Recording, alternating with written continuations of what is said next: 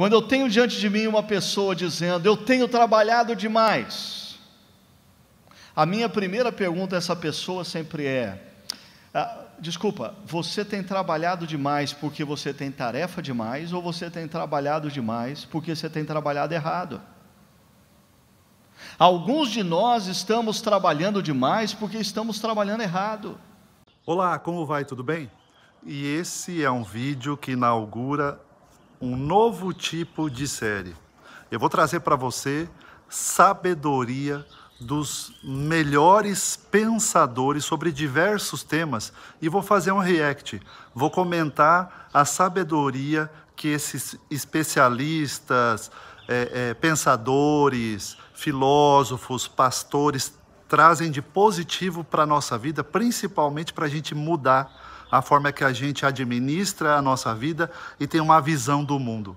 Entenda uma coisa de uma vez por todas: para você prosperar, você precisa mudar a forma em que você encara a sua realidade.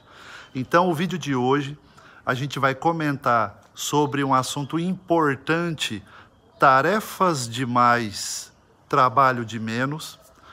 Um vídeo muito interessante do pastor Ricardo Agreste. Ele é uma referência no Brasil. Ele é um teólogo muito requisitado no Brasil, muito sábio e inteligente.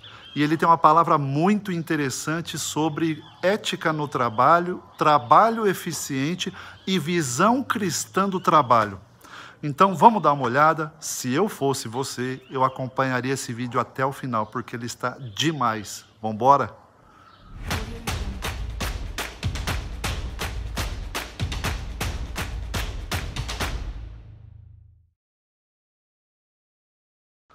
Você já percebeu como as pessoas andam cansadas?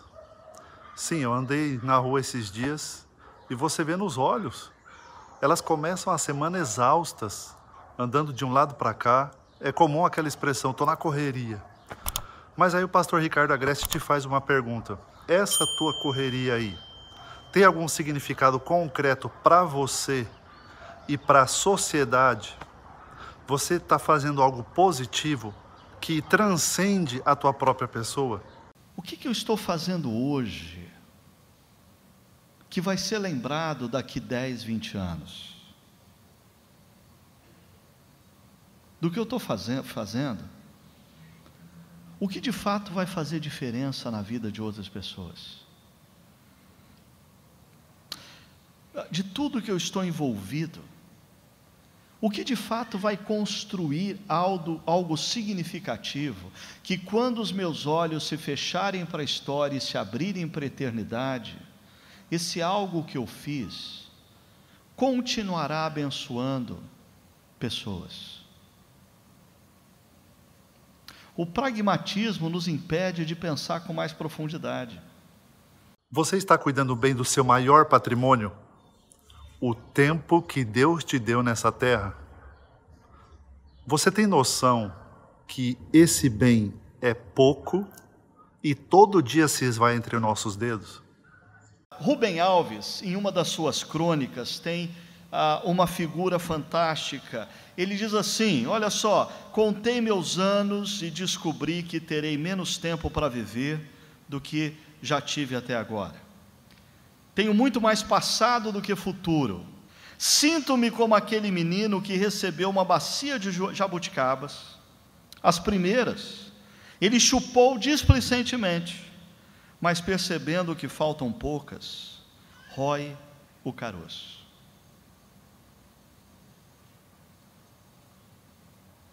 Quantas jabuticabas você tem na sua bacia?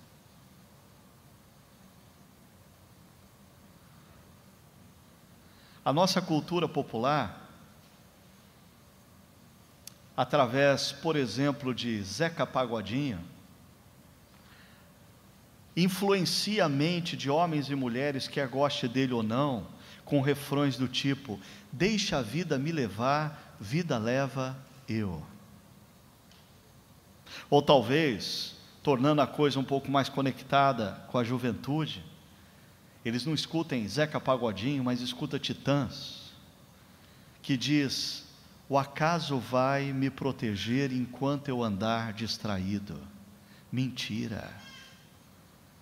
A vida está passando, você está chupando jabuticaba assim displicentemente, e de repente você vai levar um susto, porque a vida passou e você não fez o que Deus mandou você fazer. O autor do livro A Tríade do Tempo, Christian Barbosa, dá um recado principalmente à nossa juventude, quando ele diz: a vida é curta, por isso não faça dela um rascunho, pois pode não dar tempo de passá-la limpo. O mundo ocidental moderno é dominado pelo secularismo. Tudo é possível por nós mesmos. Quantas vezes você já ouviu: você é possível de alcançar o que você quiser? Lute e tudo o que você quiser você vai conseguir. Cadê Deus? Cadê o Criador agindo na sua vida? Não. Com secularismo, nós nos afastamos de Deus e achamos que essa realidade, que essa sociedade tem todas as respostas e recursos e bens e vantagens e prazeres e delícias que a nossa alma pode se regozijar. Mas será que isso é verdade? Será que ser próspero é ter uma conta bancária com alguns zeros a mais? Secularismo não é um conceito do primeiro século. Secularismo não é uma palavra usada por Tiago. Secularismo é um conceito da sociedade moderna. Reflete a confiança no projeto humano. Despreza a participação de Deus na vida. Incentiva o ser humano a pensar de maneira autônoma e autossuficiente. Secularismo é o que a sociedade ocidental pós-Revolução Francesa, pós-Revolução Industrial, desenvolveu no Ocidente, um mundo no qual Deus não faz mais parte, um mundo no qual Deus foi colocado à margem, um mundo no qual Deus é lembrado quando lembrado de domingo. Deus não tem nada a ver com os meus negócios, Deus não tem nada a ver com a minha sexualidade, Deus não tem nada a ver com os meus estudos, Deus não tem nada a ver com os meus planos, tudo depende de mim. Autossuficiência, autonomia. Interessante, essa tendência é a mesma que a gente encontra no diálogo da serpente com Eva. A serpente vem para Eva e diz: se você comer desse fruto, você vai ser como Deus. Você não vai mais precisar perguntar para ele o que fazer, porque você vai saber, você vai ser conhecedora do bem e do mal. Perceba, é o mesmo discurso dos construtores de Babel. Venham, façamos para nós uma cidade e tornamos célebre o nosso nome, para que não nos dispersem sobre a terra. É o discurso da construção de uma vida à parte de Deus, da autossuficiência. É a mesma motivação do rico insensato na parábola de Jesus. Quando Jesus conta acerca daquele homem que ganhou tanto dinheiro e a sua produção da sua fazenda era tão intensa que ele decide construir um celeiro adicional e guardar toda a produção no celeiro adicional, e aquele homem começa a viver a falácia da autossuficiência, porque ele olha e contabiliza e ele chega à seguinte conclusão: a partir de agora, Deus não precisa nem ajudar, basta não atrapalhar. A gente nunca verbaliza assim, mas talvez alguns de nós já vivemos momentos como esse, em que você olha a vida e parece que está tudo caminhando tão bem, e que as coisas estão funcionando tão bem, que a sua vontade era orar dizendo assim: Deus, a partir daqui, Deus, eu sei que o Senhor é muito ocupado, o Senhor tem que atender muitas orações, então eu queria liberar o Senhor para ajudar quem está precisando. Eu não estou precisando. A única coisa que eu te peço, Senhor, 2 passinhos para trás, não atrapalha mais. Se o Senhor não atrapalhar, o Senhor já ajuda. É o que vai no coração desse homem da parábola que Jesus conta. O desejo de ser autossuficiente, o desejo de ser autônomo, A arrogância de não depender de ninguém, a arrogância de não se submeter a ninguém é maligna. Interessante que quando Jesus está ensinando os seus discípulos a orarem, ele faz aquela oração conhecida como a oração do Pai Nosso. E aí, ele diz assim: e não nos deixes cair em tentação, mas livra-nos do mal. É a mesma palavra usada por Tiago. Se é a mesma palavra usada por Tiago, Jesus está dizendo assim: Senhor, não nos deixes cair na tentação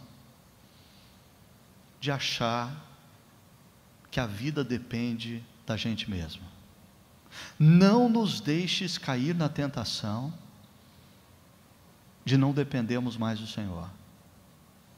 Não nos deixes cair na tentação da arrogância, mas livra-nos do mal. Que mal? O mal da autossuficiência, o mal da arrogância do coração humano, de achar que não precisa mais de Deus. A sua felicidade está condicionada ao que você tem ou ao que você é? Sim, porque hoje nós vemos publicidade em que o que importa é ter. O prazer é consumir. Nós acordamos já bombardeado pelo marketing. Qual é a nossa próxima aquisição? Mas isso é um materialismo que tem reencontro com a realidade bíblica? A realização da vida se reduz a ter. Se eu tiver, eu sou feliz. A minha felicidade está condicionada a quanto eu tenho. Quando eu tenho muito, eu estou feliz. Quando eu tenho pouco, eu estou infeliz. Isso é o materialismo. Esse é um dos pecados capitais que tornam as nossas agendas complexas. Por quê? Vamos ver, ou lembrar o que o apóstolo Paulo fala para o seu discípulo da fé, Timóteo, lá no capítulo 6, verso 9 da primeira epístola. Ele diz: os que querem ficar ricos caem em tentação. Olha só, tentação, esse é um tema de Tiago também. Em armadilhas, e perceba agora, em muitos desejos descontrolados e nocivos. O que Paulo está falando a Timóteo aqui é que aqueles que começam a ter uma relação com o dinheiro, uma relação de busca incessante, uma relação de busca obstinada, essas pessoas, quando começam essa busca, eles até têm algum controle da situação, mas depois de algum tempo eles perdem completamente o controle. Olha aqui, desejos descontrolados e nocivos. Por quê? Nós, no mundo ocidental, racionalista, científico, industrial, tecnológico, pensamos no dinheiro como um objeto. Na antiguidade, o dinheiro não é visto como um objeto, o dinheiro é visto como uma entidade. Um objeto não gera fascinação em você, a entidade gera. A entidade te move, a entidade faz você sair do lugar. Se eu tivesse uma nota de $100 aqui no bolso, não tenho, mas disponível, e levantasse aqui e falasse assim: eu quero dar essa nota de $100 para o primeiro que chegar aqui. Talvez o seu corpo não se movesse por vergonha, mas a sua mente ia se mover. O seu coração ia palpitar. Pum, pum, pum, pum, pum, pum, pum, pum, pum. E quando alguém se levantasse e viesse e pegasse a nota de $100, e você percebesse que eu estava dando de fato, o seu coração ia se entristecer. Por que eu não fui? Sabe por que tudo isso aconteceu? Porque o dinheiro não é um objeto, o dinheiro é uma entidade, o dinheiro seduz. E o texto aqui diz que o dinheiro é capaz de nos levar a mergulharmos na ruína e destruição. E nós brasileiros não deveríamos ter dúvida alguma para entender isso.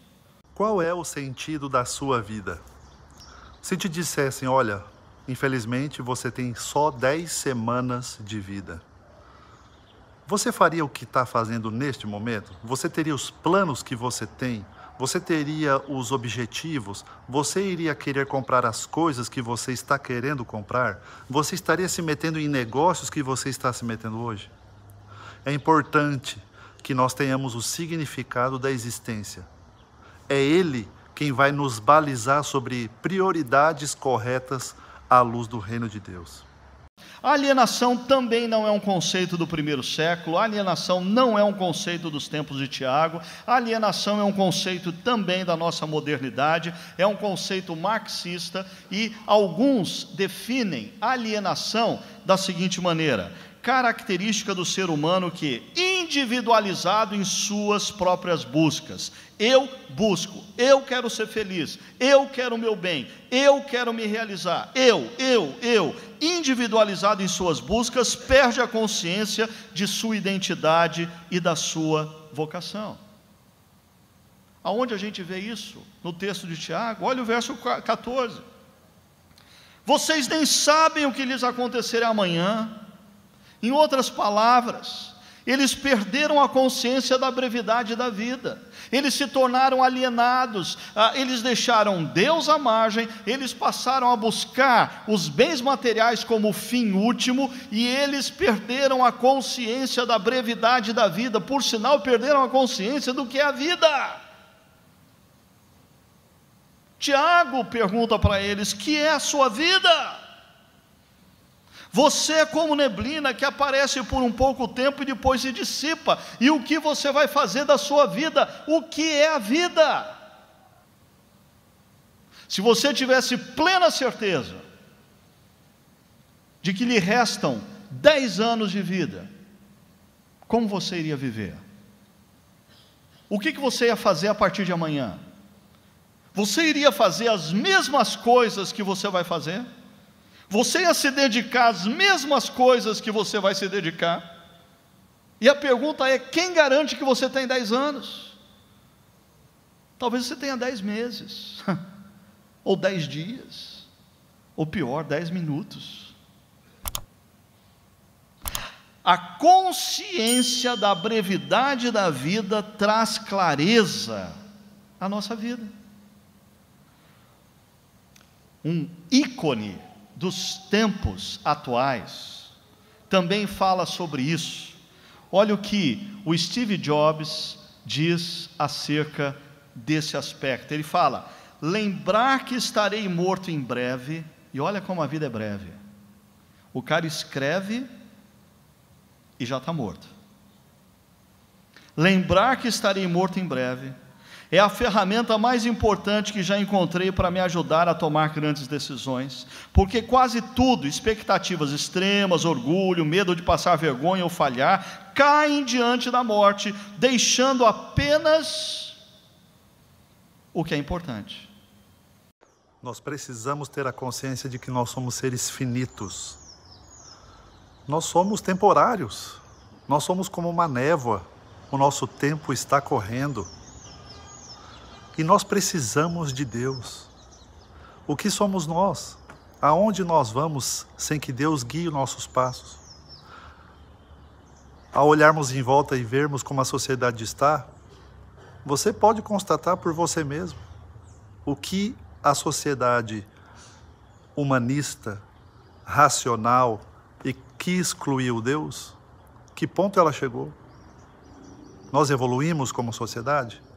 Nós somos autossuficientes? Nós não precisamos de Deus? Isso é mentira. Isso é malignidade. E nós precisamos acordar que nós precisamos de Deus. É o resgate da lembrança de que nós dependemos de Deus. É o resgate da oração do Pai Nosso que diz: o pão nosso de cada dia nos dá hoje.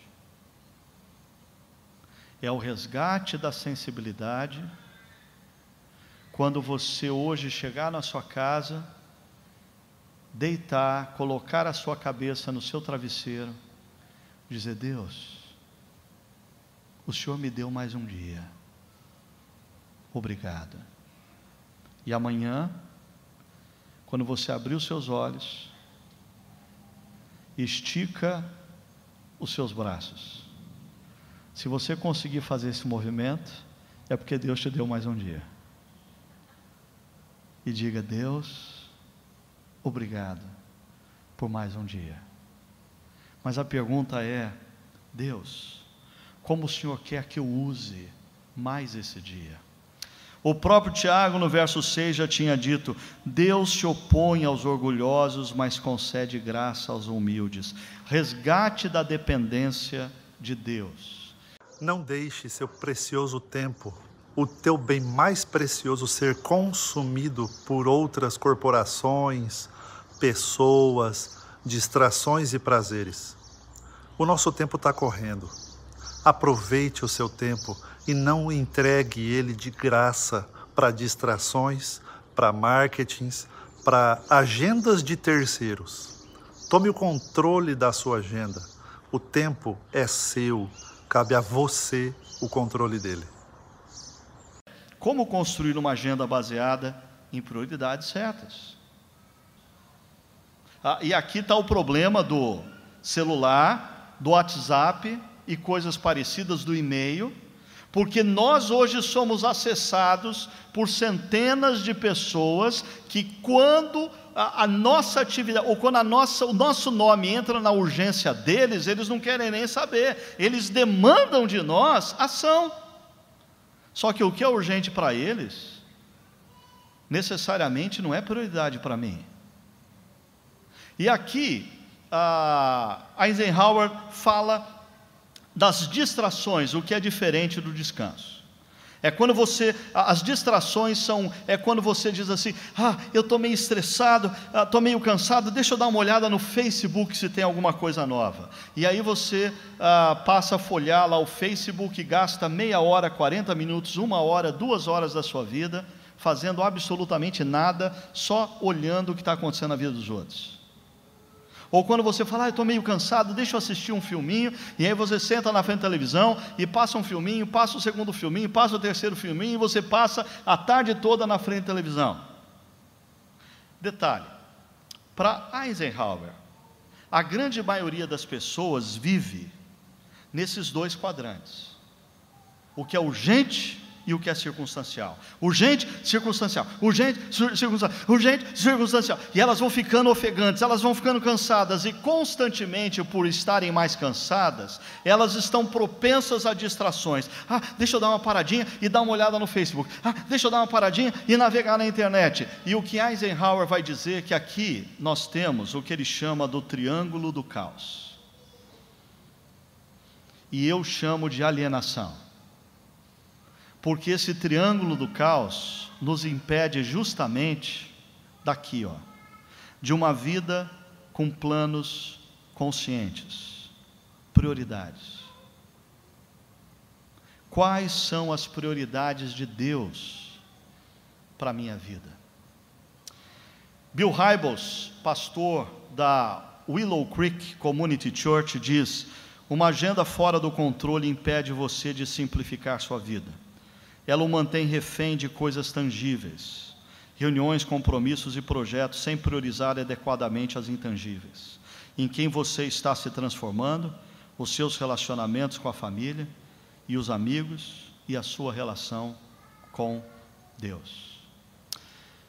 Como construir essa agenda baseada em prioridades?